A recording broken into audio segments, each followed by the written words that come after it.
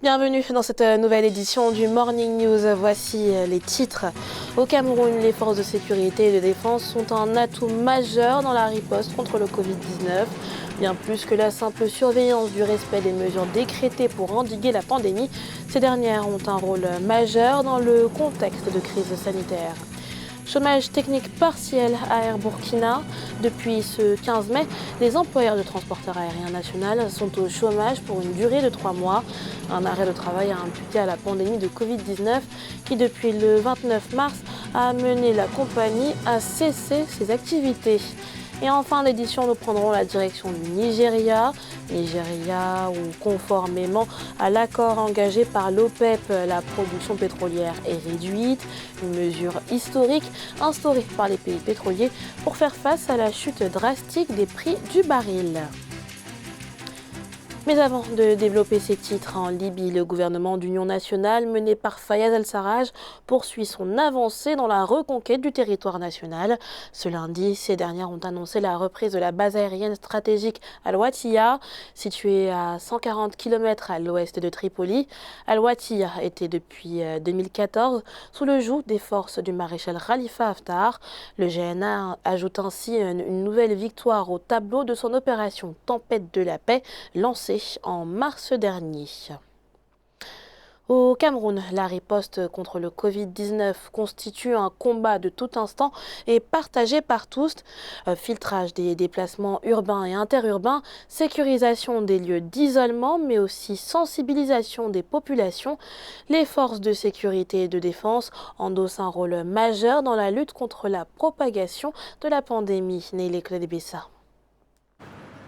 Le Cameroun est plus que jamais engagé dans la lutte contre la propagation du coronavirus. Une lutte qui met à contribution tous les secteurs et notamment celui des forces de défense et de sécurité. Présentes sur le terrain depuis le déclenchement de cette crise sanitaire dans le pays, celles-ci combattent désormais sur un nouveau front, celui du coronavirus. C'est donc une montée en puissance de la contribution des forces armées qui s'illustre dans ce combat. Du filtrage des déplacements urbains et interurbains à la sécurisation des lieux d'isolement, les forces de sécurité et de défense sont au front pour endiguer la pandémie. L'implication des forces de l'ordre, particulièrement autour de cette question-là, c'est de mettre en place un dispositif de biopolitique, d'amener les uns et les autres dans la population à avoir une sorte de discipline au niveau de l'observation des mesures prises par le gouvernement. Engagées dans la lutte contre le terrorisme et celui de la protection des biens et personnes, les forces nationales de défense et de sécurité ont été mises à contribution dans le plan gouvernemental de riposte contre la Covid-19.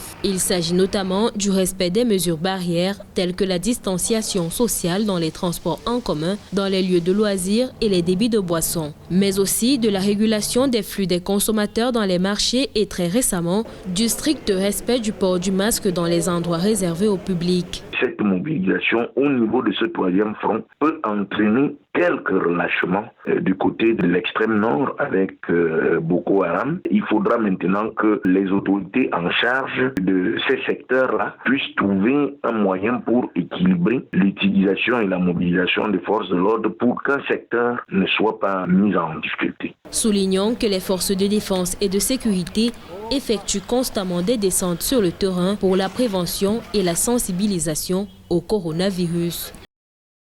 Air Burkina, fortement impacté par la pandémie de Covid-19. Le transporteur aérien national, dont les avions sont cloués au sol depuis le 29 mars dernier, a été contraint d'envoyer son personnel au chômage technique pour une durée de 3 mois, et ce depuis le 15 mai. Dans l'attente d'une éventuelle reprise en août prochain, la compagnie, frappée par une crise de liquidité, s'est assurée que le personnel recevra une indemnisation. Les détails dans ce sujet d'Aïssatou Bari. Le Covid-19 met en péril la trésorerie d'Air Burkina qui ne peut plus faire face aux charges fixes très élevées. Le personnel d'Air Burkina est mis au chômage technique partiel depuis le 15 mai pour une période de 3 mois. En crise de liquidité, Air Burkina versera à chaque employé une indemnisation correspondant à 70% de son salaire brut. Pendant la période de chômage technique, le personnel est tenu de rester à la disposition d'Air Burkina. La présente décision annule toute disposition antérieure contraire, notamment la mise en congé de certains salariés. À l'arrêt depuis le 29 mars 2020, suite à la décision du gouvernement de fermer les frontières, le directeur général d'Air Burkina, Blaise Sanou, dans une précédente circulaire en date du 17 avril, se montrait déjà pessimiste quant à la reprise des opérations. On peut par contre s'interroger sur la capacité à Air Burkina de maintenir une paye de 70%. Il faut dire que Air Burkina, c'est actuellement une compagnie sans revenu depuis le 29 mars, date de suspension de ses opérations.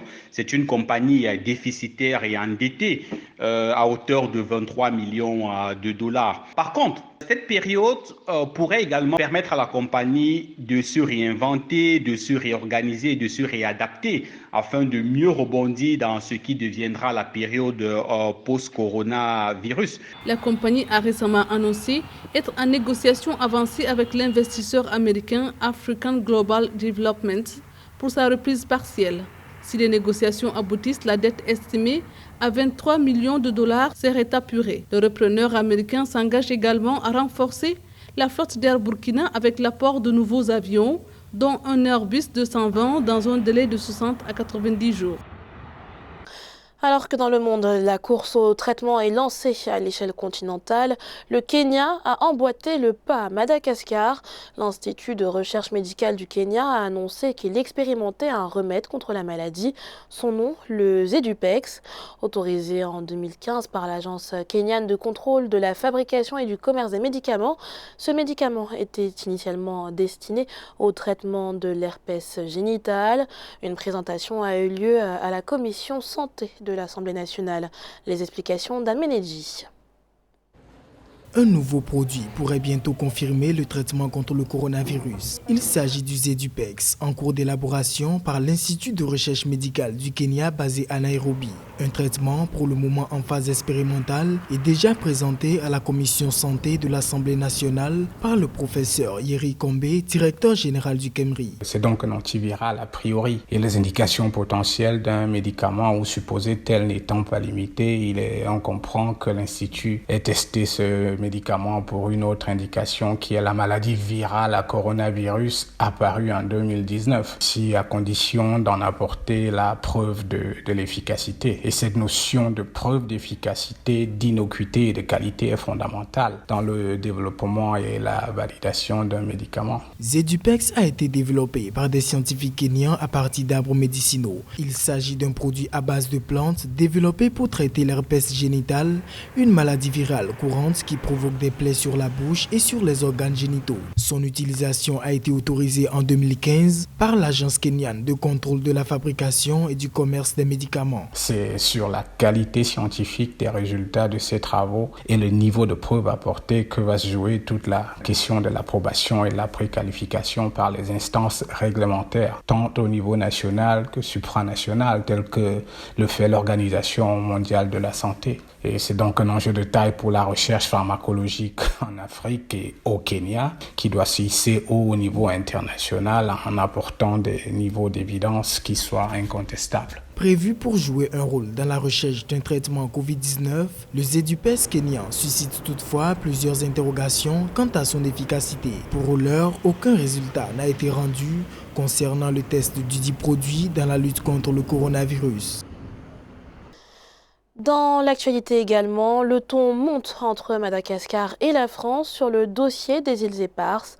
La semaine dernière, les autorités françaises ont lancé une consultation publique en vue de concrétiser un projet de création de réserve naturelle nationale sur l'archipel des Glorieuses, projet auquel le gouvernement malgache s'oppose. Le ministre malgache des Affaires étrangères a par ailleurs convoqué ce lundi l'ambassadeur de France pour qu'il réponde de ce qu'il qualifie comme un acte de défiance envers la Grande Île. Pour rappel, les îles Éparses, un ensemble d'îlots entourant Madagascar, sont sous souveraineté française. Des îles qui doivent pourtant, selon une résolution des Nations Unies en date de 1979, être rétrocédées à Madagascar.